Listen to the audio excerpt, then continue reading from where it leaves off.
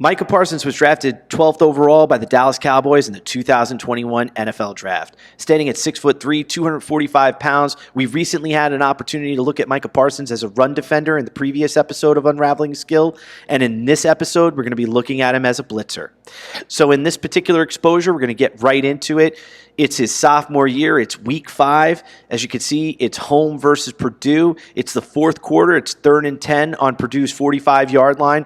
The ball is on the left hash mark, and Parsons is right here. He's in what can best be described as a 30 technique. Purdue is in a gun left 2x2 set, and Penn State is showing blitz. They have 6 pass rushers at the line of scrimmage, and what we're going to see here is at the snap of the football, we're going to see that Penn State ends up doing what can best be described as a zone blitz, and that 5th pass rusher is going to end up being Micah Parsons. So let's go ahead and let this play run, then we'll have a quick discussion.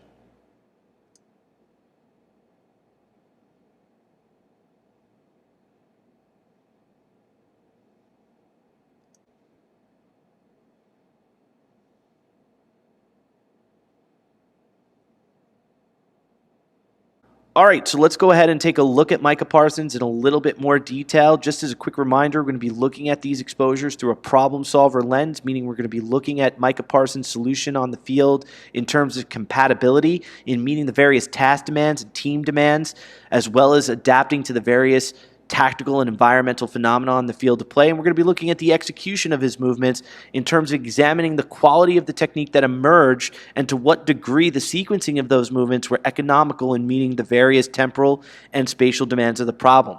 We're also going to be looking at the resourcefulness of Micah Parsons on this play. How opportunistic was he, and how tightly coupled were his movements to the various types of informational resources that availed themselves to him as he went through the play and as it unfolded. So let's go ahead and get right into it. From a compatibility standpoint, it was an optimal solution.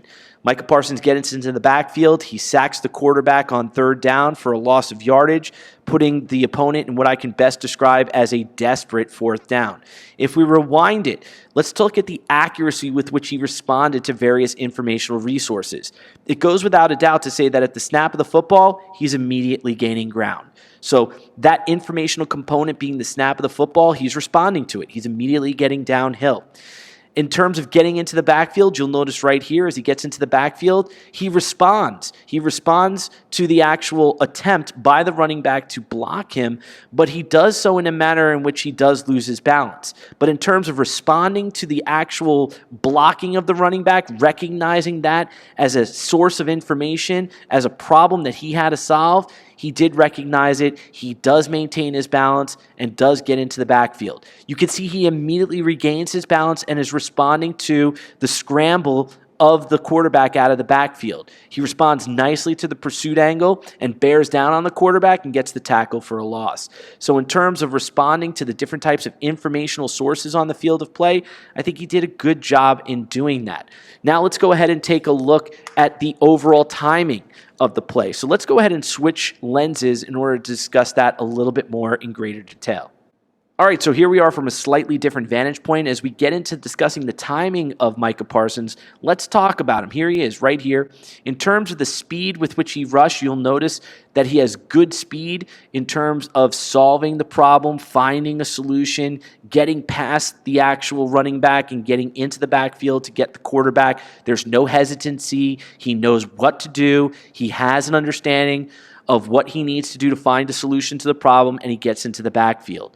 But in terms of the transitions, the way he transitions between his movements, while he gets downfield very quickly, right here, there's a little bit of a hesitancy here.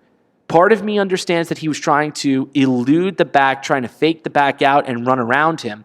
But when he recognizes that the back is going to be able to collide with him, he does a nice job, yes, getting his hand on the back and pushing him away and trying to deflect him away from his legs, but he doesn't do so in time, and he ends up losing balance.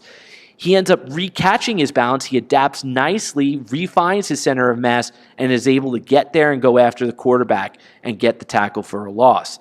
But I can't help but understand that right here, this is just about satisfactory. right? I think if you asked him personally, he would say I could do a better job in recognizing that that running back is about to block me. I can recognize how he's going to block me, and I could do a better job maintaining my balance so that way, no matter what, I'm able to get the quarterback after that. In terms of the execution, we talked a lot about it already. It was rational, but it obviously wasn't optimal, right? He loses balance as he's struck by the running back or collided with the running back. And you could see, though, he is resourceful in terms of catching his balance here. He refines his center of gravity. He's able to get the tackle for the loss and ends up being a very successful play. But I guess at the next level, we'd like to maybe try to work on this skill right here, right? How are we going to handle a running back literally coming at you when you're blitzing in the A gap? How are you going to solve this problem?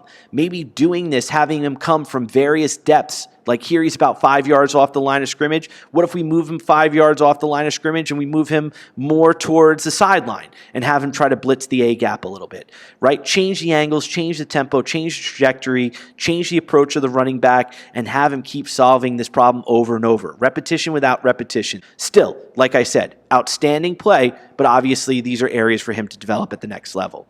Let's move on to another play. All right, so here we go. It's week 9 again during his sophomore year. As you can see, it's a tight game against Minnesota. They're on the road. Quarter number 4, 2nd and 11 on Minnesota's 20-yard line, and the ball's on the right hash.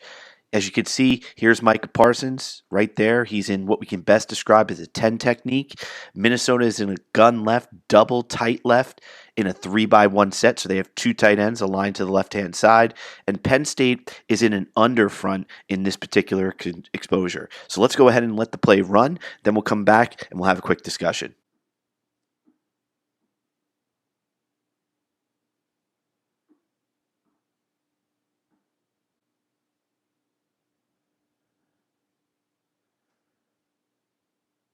All right, so let's go ahead and take a look at this play in a little bit more detail. From a compatibility standpoint, the solution is optimal. It's a sack for a loss. It's a tight game on the road.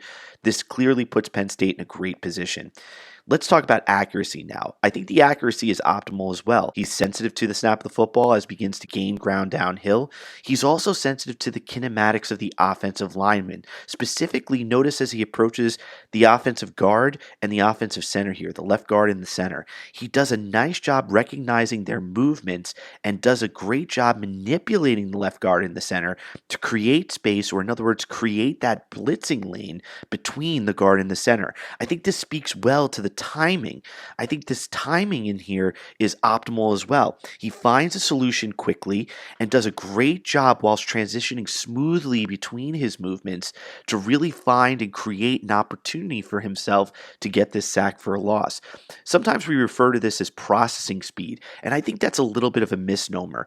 I don't call this processing speed. Processing, I think, has a little bit of a delayed connotation to it, that he's reacting to something, that he's comparing his decisions to maybe previous experiences as he's moving. And I don't think that's really fair to the skill level of Micah Parsons. He does a great job actively self-organizing here. He does a great job solving the problem in real time as he adapts to the changes and obstacles and informational pieces as it unfolds. This is why it's such a special play.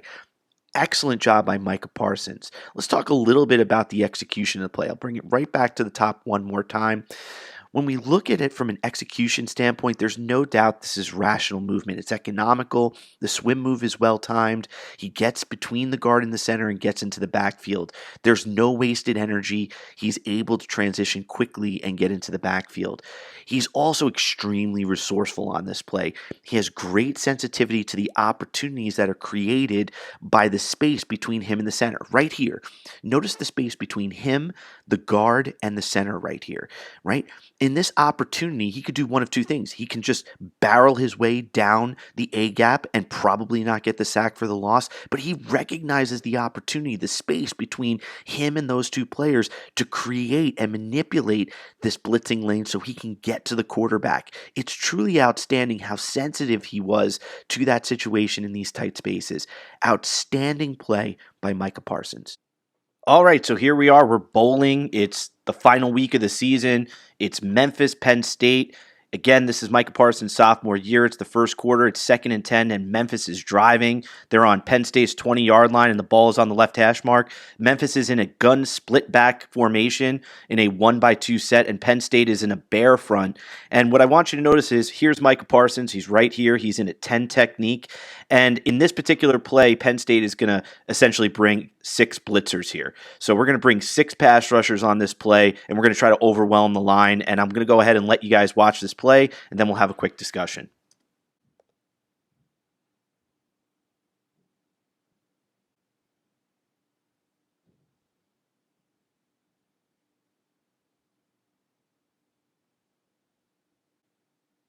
All right, so let's go ahead and take a look at this play from this perspective. I'm giddy about this play. I mean, this really, I think, really showcases Micah Parsons as a player and what skill level he's going to bring as a blitzer to the Dallas Cowboys this upcoming season. You really see a very well-attuned athlete. So let's start with the compatibility standpoint. I would say the solution is optimal. Not only is it a 10-yard loss, but I think more importantly, the context surrounding the situation is important to note. At this juncture in the game, the Tigers were driving, and they had started previously at their 12-yard line, and they gained a 40-yard passing completion, and they also gained 38 yards on the ground. It was Parsons' tackle in the backfield for a loss that effectively held Memphis to a field goal on this drive. I think that's really important and shows how important a play can be in kind of not shifting, but affecting the momentum of the game. All right, from an accuracy standpoint, I think his responsiveness is optimal. You could see he immediately starts to gain ground at the snap of the football.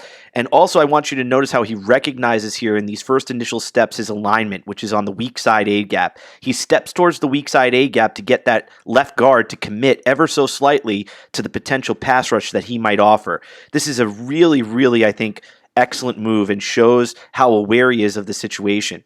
Notice as he cuts back to the strong side A gap, he does a great job preparing himself for the potential collision that might ensue either between him and the center or the right guard. He sees that the right guard is probably going to come off that block, and he actually shoves the guard, right? You can see him shoving the guard with that outside arm just so he has a clear path into the backfield.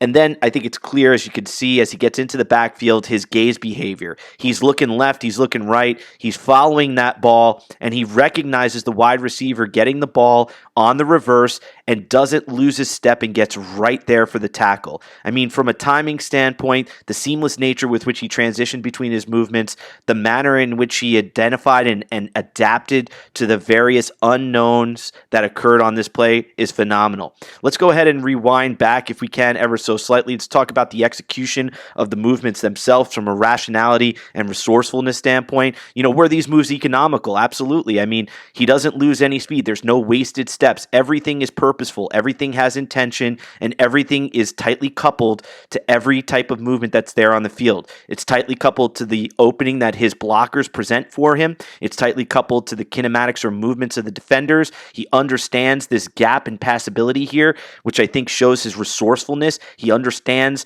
that the ball itself is coming back on the reverse. Again, understanding and sensitive to the different types of informational sources there are to make a play, and he makes this tackle for a loss on the play. Outstanding play for Micah Parsons. All right, before we close out this sequence and series on Micah Parsons as a blitzer, I just wanted to take you into a kind of a different exposure, but I wanted to show you that he is more versatile than just being able to blitz from depth from the linebacker position. If you notice here in this particular play, this is a little later in the game. Here he is. He's playing what can best be described as a defensive end. He's in a 5 technique, which is outside the tackle. And I want you to notice that in this particular play, Penn State is going to bring their zone blitz that they've been working with in this game to kind of keep Memphis on their toes. I'm going to let the play run, and then we'll have a quick discussion.